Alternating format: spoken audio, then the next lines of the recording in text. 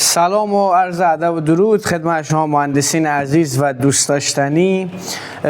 خوشبختانه محبت شما همیشه شامل حال ما شده و از من خواستید که آموزش های بیشتری براتون بذارم در جهت همین افزایش تعداد آموزش هایی که توی کانال و پیج اینستاگرام، کانال یوتیوب و کلا سوشال مدیا گذاشته میشه از طرف پیج کافه الکترونیک. در صدد بر اومدم که یک سری آموزش های حالا بیسیک مبتدی هم براتون بذارم. امروز با شما هستیم با تعمیر یک اسپیکر که این اسپیکر بلوتوث رو برای ما آوردن با اشکال و مشکل تخلیه سریع باتری. ببینید دوستان، تخلیه سریع باتری معمولا دو تا مشکل بیشتر نیست. 90% که خود باتریه، چون باتری اینها لیتیوم پلیمر یا لیتیوم یون هست و به مرور زمان کیفیت خودش رو از دست میده و با تعویض باتری مشکل حل میشه. البته به غیر از باتری ما باید جریان کشی دستگاه رو هم یه تستی بکنیم و مطمئن بشیم جریان کشی دستگاه هم اوکی و قطعه اتصال کوتاه نشده یا قطعه رو به افول و رو به زوال و رو به سوختن نرفته باشه که باتری بخواد زیاد مصرف کنه یا اصطلاحاً بگن برق دزدی داره اون قطعه. و حالت سومی که باتری هم درست شارژ بشه. از اونجایی که من به شارژ زدم جریان شارژ اوکی بود و درست شارژ شد و دستگاه هم داره بدون مشکل بدون مکس بلوتوثش فعال میشه، کانکت میشه، صدا رو پخش میکنه، یه نیم ساعت 40 دقیقه کار میکنه و ما وقتی صدا رو زیاد میکنیم زودتر باتری تموم میشه و صدا رو کم میکنیم دیرتر باتری تموم میشه، قطعا میدونیم که مشکل دیگه از جریان کشی برد و شارژ نشدن دستگاه نیست، مشکل از باتریه. و از سری مدل‌هایی هم هست که وقتی تو شارژ بزنید مستقیم تو شارژ کار نمیکنه، میاد اول باتری رو شارژ کنه که باتری هم توانش وقتی کم شده خوب شارژ نمیشه، پس تو شارژ هم نمیتونستن باش کار کنن. پس بریم برای باز کردن و تعویض باتری. برای باز کردنش میبینید که کامپکته و هیچ پیچ و مهره من اینجا نمیبینم. من اول میام این دوتا سری رو با یک پیک فلزی خیلی آروم که اصلا کلا دیدید در اومد، خیلی آروم، حالا من میدونم چقدر فشار وارد کنم که نشکنه، خیلی آروم بازی میکنم ببینم از این دو طرف من پیچی میبینم که میبینید پیچی نمیبینید و دو تا اسپیکر مانند این دو طرفه که این هم فکر میکنم جنبه شواف داره و اسپیکرش این زیر باشه، چون اینجا یک سری توریای من میبینم، نمیدونم را تو ویدیو واضحه یا نه. اگه این روکش فلزی بود، خیلی اوقات این روکش فلزی رو شما از اینجا پیچ بندازید بیرون میاد و به پیچ دسترسی پیدا میکنید که این دو تیکه بشه و باز بشه. ولی چون روکش فلزی نیست، همین بخش کنترلش که کار روشن و خاموش شدنش رو انجام میده یک حالت ژلاتینی داره. من یک مقدار اینه که بکشم سمت بالا، اینجا به پیچاش دسترسی پیدا میکنیم، پس متوجه میشیم که از همینجا باید اقدام به باز کردن دستگاه بکنیم. این ژلاتین هم یه جا بذارید که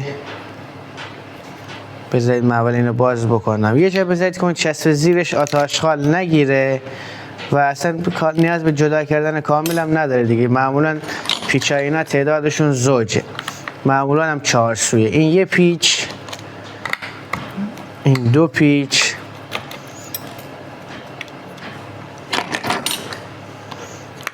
این 3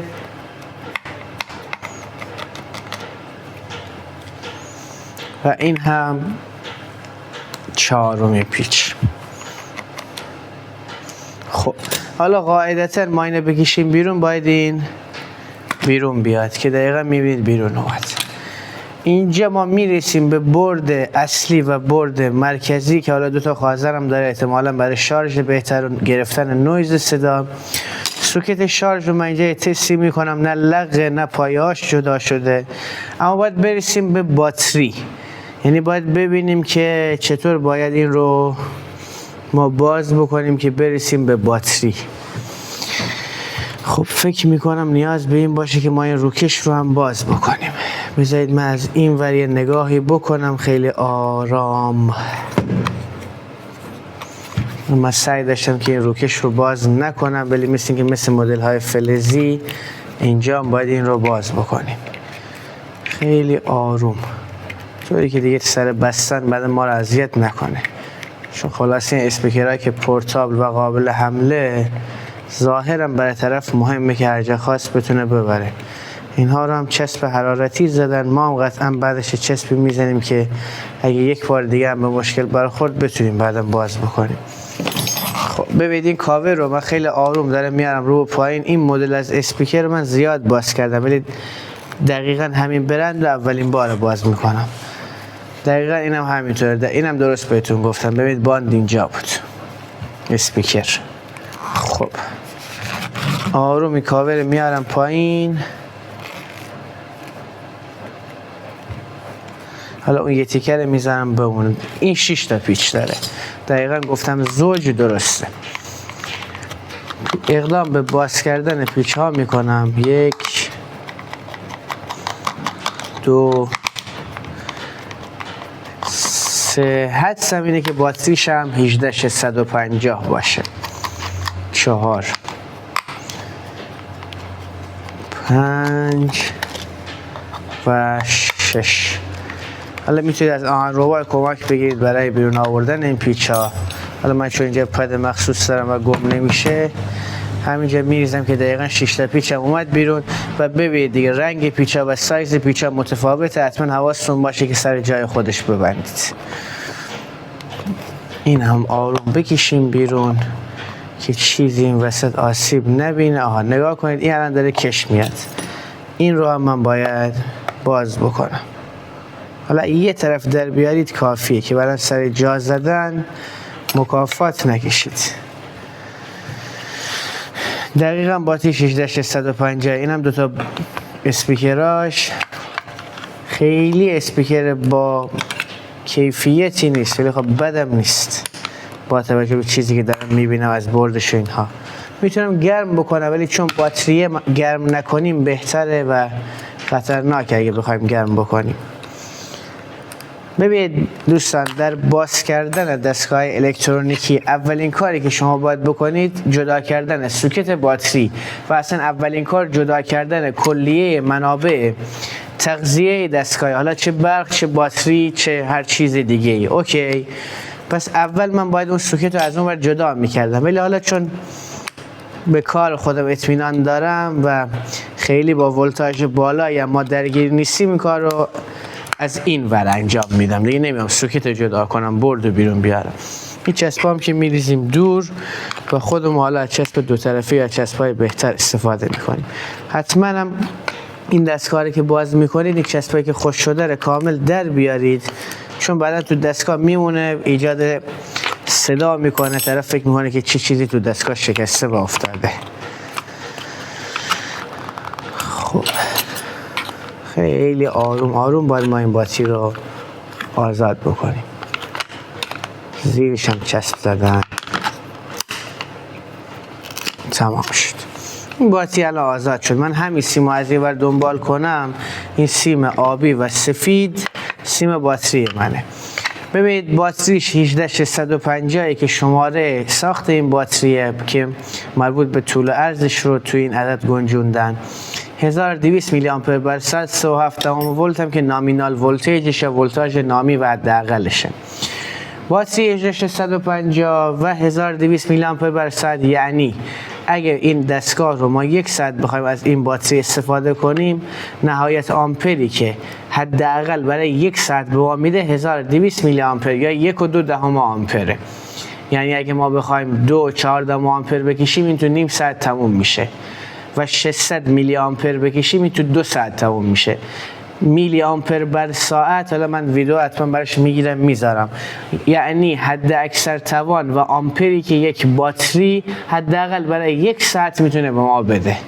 این حداقل برای 1 ساعت میتونه به ما 1200 میلی آمپر بده. پس اگه من نصفش رو بکشم به ما 2 ساعت میده. 600 میلی آمپر مصرف کنم 2 ساعت به ما ولتاژ میده. یا بخوام 2 برابر استفاده کنم تایمش نصف میشه. اوکی. خب من اینجا یه سری باتری دارم که از لپتاپ و اینها باز کردم و اینها همه رو با تستر باتری میزانش رو سنجیدم ببینم که چه میلی آمپر بر ساعت هایی دارم.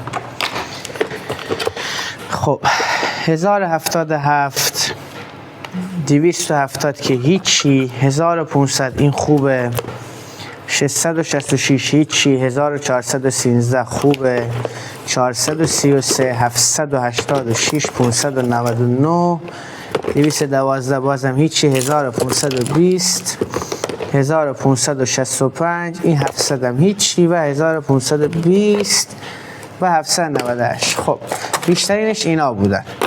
بین اینها ببینیم 1520 داریم، 1500 میره، 1400 هم میره، 798 هم میره، 813 هم میره. خب قطعا بالاترینش از 1565. چون از مشتری هم پرسیدم گفت یه باتری خوب برای من بزن و این باتری هم تست کردم و جواب خوش پس داده. بالاترین که 1565 هست میزنم. یعنی باتری خود دستگاه 1200 میلی آمپره، من دارم همون باتری، همون سایز، همون ولتاژ میزنم با توان بالاتر. این آسیب نمیزنه هیچ، باعث میشه که دستگاه تایم بیشتری هم کار بکنه. خب بریم اقدام به تعویض باتری بکنیم. من اول روکش همین باتری رو باز میکنم که ببینم اگه سنسور دمایی و چیزی کار گذاشتن همین رو برای این باتری ما کار بذاریم که خدای نکرده اگه باتری گرم شد، داغ شد، چیزی شد، مشکلی پیش نیاد. خب نه، این فقط یه مدار شارژه. حالا بهتر و اصولی ترش اینه، این باتری 650 اینجا خودشون یه ترموفیوز دارن توی باتری، اما بهتر و اصولی تر اینه به خاطر اینکه ایمنی کار رو رعایت بکنیم. این مداری که اینجا گذاشتن که احتمالاً دو تا آیسی هم روشه، احتمالاً مداری هست که شارژ شدن و دشارژ این باتری رو کنترل میکنه و از شارژ و دشارژ غیر استاندارد جلوگیری میکنه، نمیذاره باتری خیلی تخلیه بشه یا باتری خیلی شارژ بشه یا خیلی داغ بشه.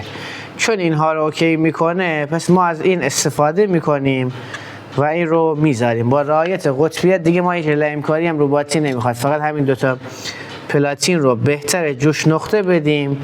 حالا چون جوش نقطه من فعلا ندارم، از عرضم به حضور شما لحیم استفاده میکنم. البته باید سریع لحیم بکنید و دستون روان باشه. خب اینم از این. پس این باتری دیگه باطله.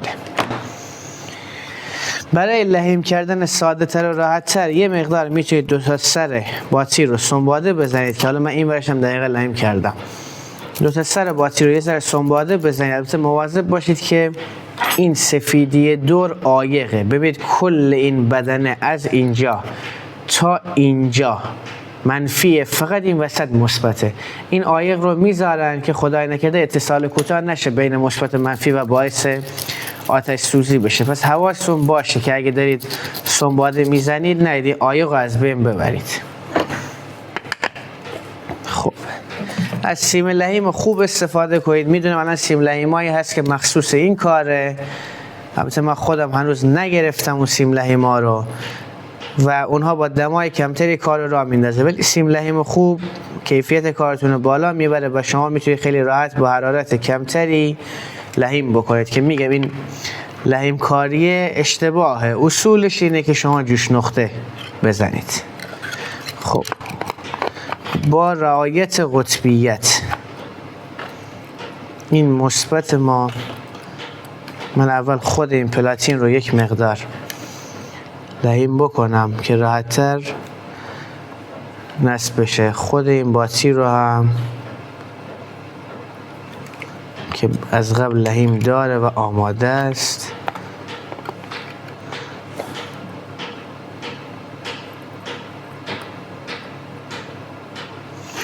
میتونید برای نگه داشتن این پلاتین هم از یه پنس هم استفاده کنید یا حالا اسپاتول.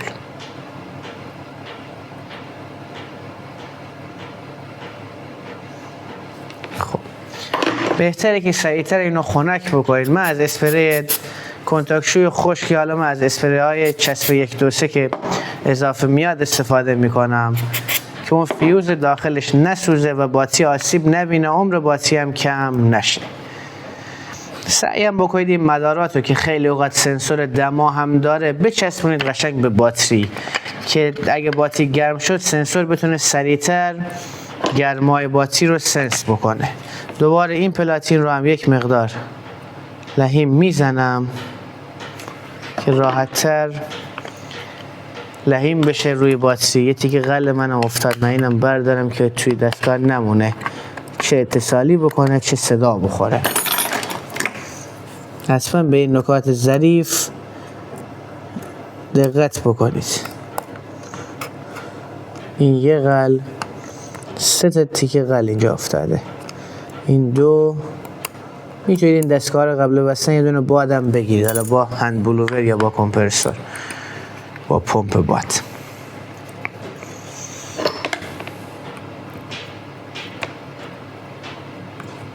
اصلا هم حرارت زیادی لازم نیست.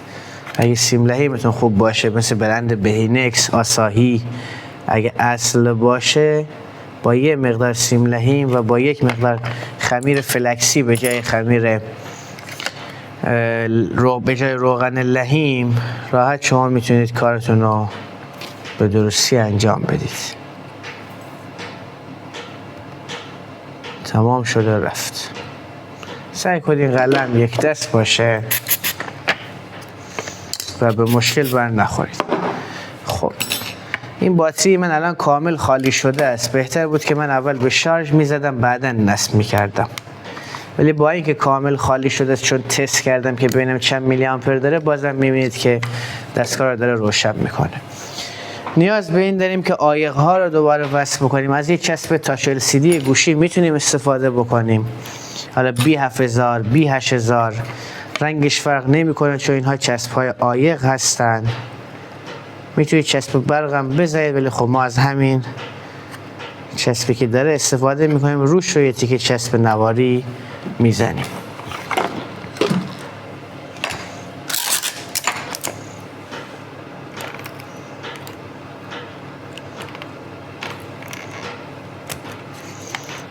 چسب نواری در واقع میزنیم اون چسب زیر رو خشک بکنه و یه ذره هوای باتری رو نگه داشت. در اصل عایق ما همون 2 تا عایقای سر باتریه که اینا رو جداگانه هم میفروشن، جهت و اینا هم نداره، 2 تا دیگه کارتونه تقریبا.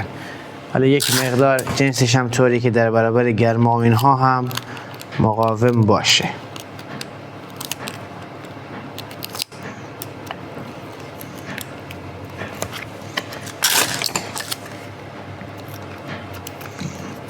خب توصیه میکنم روی همین مدارم یه مقدار چسب بزنید، حالا چسب برق باشه بهتر، که اگه چیزی افتاد اتصالی نکنه، خدای نکرده. میتونید وارنیش حرارتی هم بگیرید، شیرینگ های حرارتی.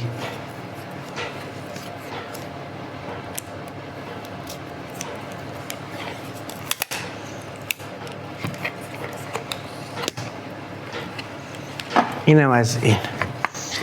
ببینید من الان میتونم این رو اینجا، خب نه این باتی چون یه ذره بزرگتر بود اینو شکند. میتونم اینجا چسبه، بذارید من اول همین اول اوکی بکنم. میتونم اینجا چسب B7000 B8000 بزنم، میتونم چسب حرارتی بزنم، میتونم عزیزان من شما بتونید شکستنش هم این پلاستیکی چون ABS اینجوری میشکنه، به مرور زمان به خاطر گرم و سرد شدن خاصیت خوش از دست میده. من الان یه ذره فشار آوردم بهش.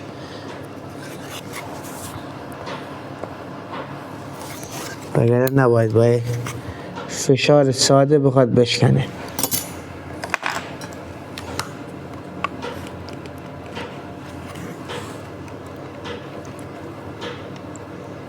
خب اینم از این عرض میکردم.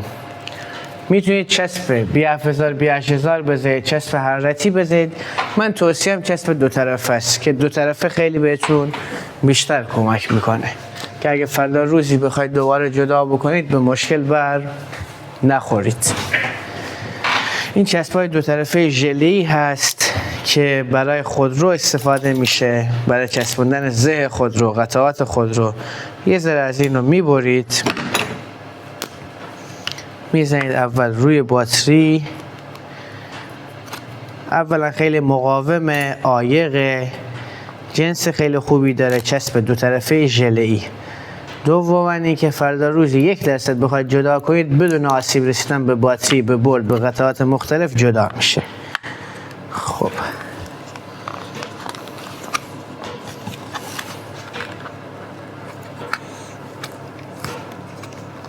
ببینید الان باتری به درستی جا خورد دیگه، اون چسب هم هواش رو داره. بریم برای بستن. فقط این سیم ها رو هم طوری رد بکنید که توی بستن پیچ ها سیم ها آسیب نبینه. این دوتا اسپیکر هم که باید بیاد سر جای خودش، اینجا من مجبورم اینو باز کنم که قشنگ دوتا اسپیکر بیاد سر جای خودش.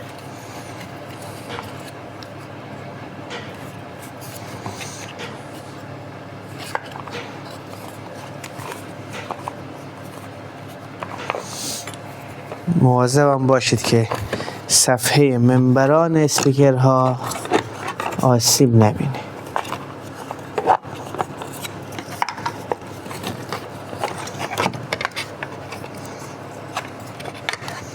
این گرد و خاکی هم که این رو هست رو میتونید با گوشپاکن و شیشه شوی به طوری که اول گوشپاکن رو با شیشه شوی خیس کنید پاک بکنید، طوری که صفحه منبران اسپیکر هم آسیب نبینه. خب این مقدار سیمش کوتاهه، برای همین باید جوانب احتیاط رو رعایت بکنیم.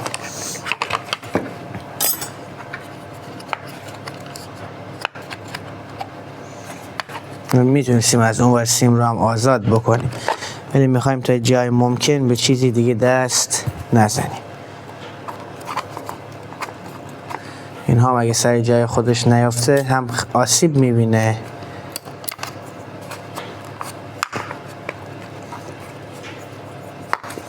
بذارید من این چسب آزاد کنم یه ذره ببینم این سیم ها رو میشه بیشتر کشید اینور، چون باید دقیقا بیفته سر جای خودش.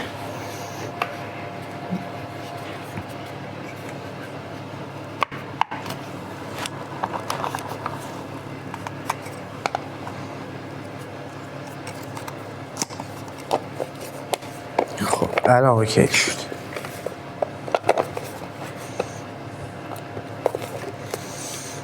اینم از این که اصلا خودش دیگه چسبید. خب دو تا پیچار ضربدری فعلا میبندیم، دائمی و قطعیش نمی کنیم. یک، اینم دو. بریم برای تست شارژر دستگاه، ببینیم که تو بخش شارژ و شارژ شدن هم مشکلی نداشته باشه. حالا میتونید از USB تستر رو اینها استفاده کنید، جریان شارژ رو هم پایش بکنید.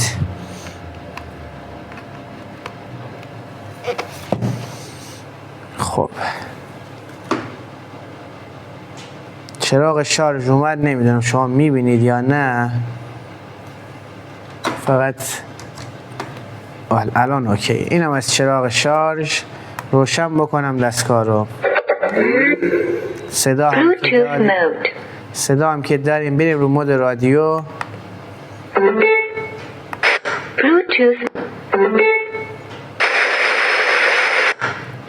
اوکی. پس خدا رو شکر همه چیز اینم اوکیه.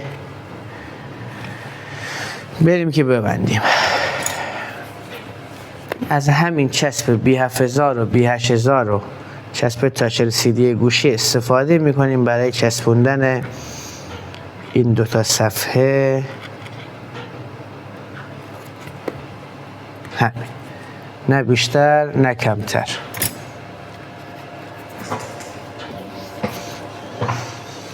خب همینطور اینور.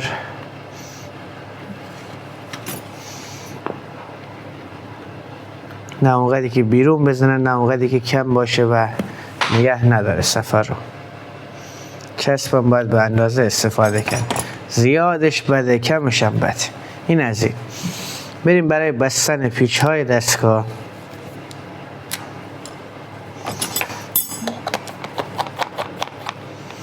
این یک، اینم دویی که از قبل بسته بودیم. چون پلاستیکی خیلی هم پیچ ها رو صفر نکنید که رزوهش نشکنه از اون ور. این سه، این چهار، اینطوری بهش آویزونه انگار یه جوراب بهش آویزون کردید. این پنج، الان جورابش هم میپوشونیم. اینم شش. خب گزینه بعدی و کار بعدی ما پوشوندن دقیقاً همین جوراب است. فقط ببینیم که چی باید بکنیم و چطور باید بپوشونیم.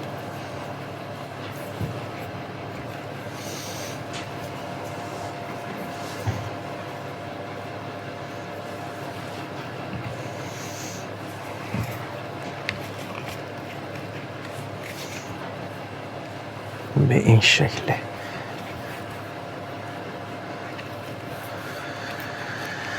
اول اینو صاف بکنیم کامل. خب بذارید من اینم از اینجا جدا کنم که راحت ببندیم اینو. این روش این وره. خب بریم که جورابشم بپوشونیم. این میتونید حالا برای تمیزی کارت میتونید بشورید چون پارچه است دیگه. برچسبش باید مواظب باشید که یک کار تر و تمیزتر به مشتریتون تحویل بدید. اگه خودتون استفاده کننده نیستید و برای مشتری، اگه خودتون هم استفاده کننده هستید که دیگه چه بهتر که دستگاه تمیزتر داشته باشید. خیلی با آرامش باید این جلو بره که این پاره نشه و یعنی باید مراجعه بکنیم به خیاط.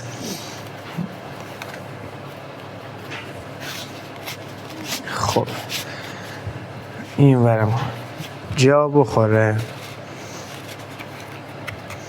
من یه ذره اینو میارم بالا که این لبش کامل بیاد بیرون. لبه که اومد بیرون، حالا این ور جا میزنم. خب اینم از این.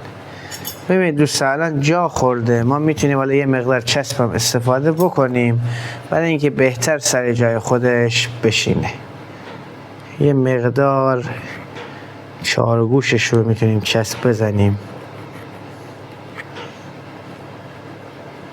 چون خودشون هم چسب زده بودن.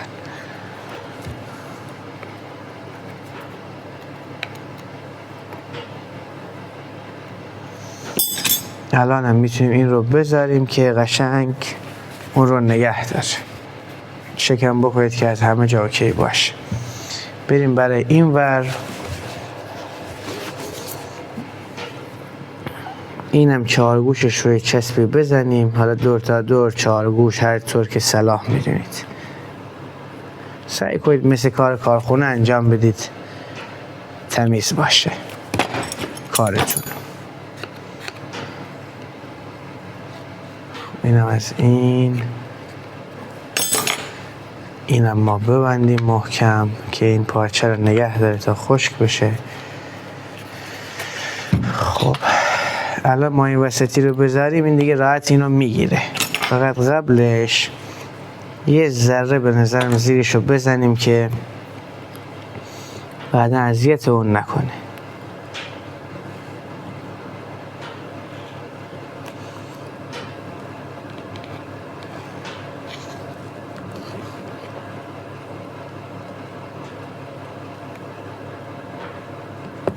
همین بس.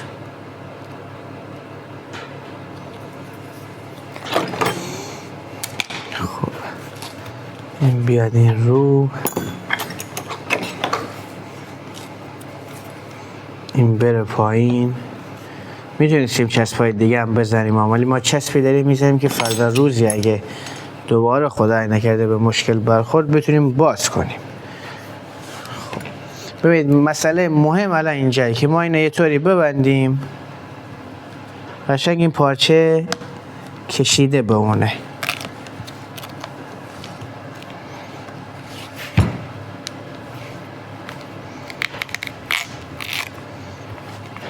الان دقیقا اوکی همه چی.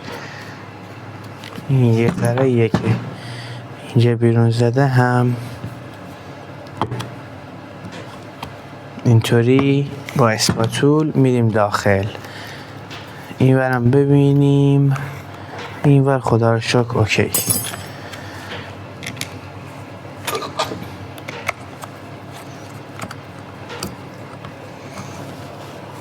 این یکی، این دوتا،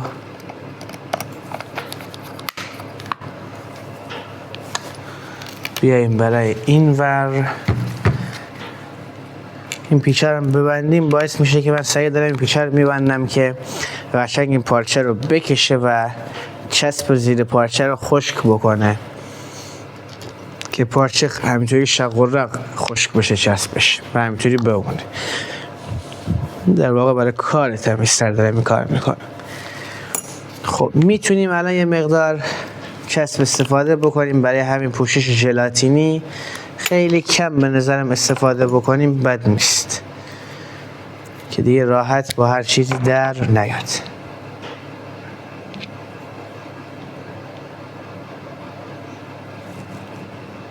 این از این ور. حتما هم قبل از اینکه چسب خوش بشه این کلیدا رو یه چکی بکنید. این ورم یه مقدار باید بزنیم.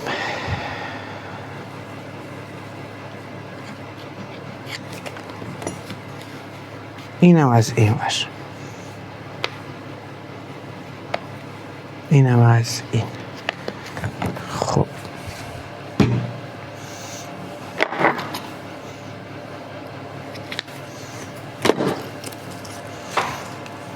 بریم برای چک نهایی، فاینال تست.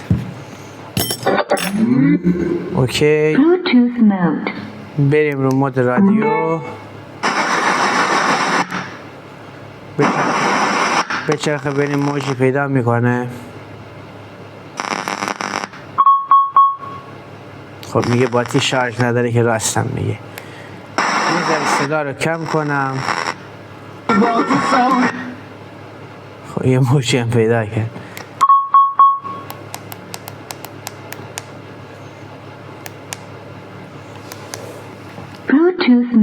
خب صدا رو کم کنم، کم زیاد کنم.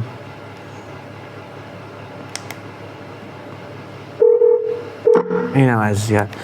اوکی دوستان، اینم اوکی شد. یه تست نهایی هم از روی کارم. حتما سوکیتین ها رو بگیرید که به درستی جا خورده باشه این قاب.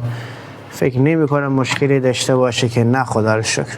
ممنونم از اینکه تا اینجای کار همراه ما بودید. اگه نقطه نظری، انتقادی، پیشنهادی دارید ممنون میشم که با من در ارتباط باشید. کامنت زیر این ویدیو و اگر سبک محتوای ما میپسندید محتوای ما رو و سبک محتوای ما خوشتون میاد، ممنون میشم که محتوای ما رو با عزیزان و دوستانتون به اشتراک بذارید. سابسکرایب کانالم فراموش نشه. من قریب به 16-17 سال هست که شاید هم بیشتر در زمینه الکترونیک دارم فعالیت میکنم. از دوران طفولیت تا الان کارشناس ارشد مهندسی الکترونیک رو دارم و خوشحال میشم اگه سوالی، مشکلی، حرفی، حدیثی در مورد الکترونیک هست بپرسید از من. برق، الکترونیک، تعمیرات، تجهیزات پزشکی، دندان پزشکی، زیبایی و من با تمام توان و خیلی خوشحالم میشم که در خدمتتون باشم و مشکلتون رو حل بکنم. و اگه ویدئویی هم دوست دارید در مورد تعمیر دستگاه خاصی بذارم حتما به من بگید که من براتون ویدئو تهیه کنم. ممنونم از شما عزیزان جان که تا الان وقت شریفتون رو صرف دیدن این ویدئو کردید. تا دیداری دیگر، بدرود.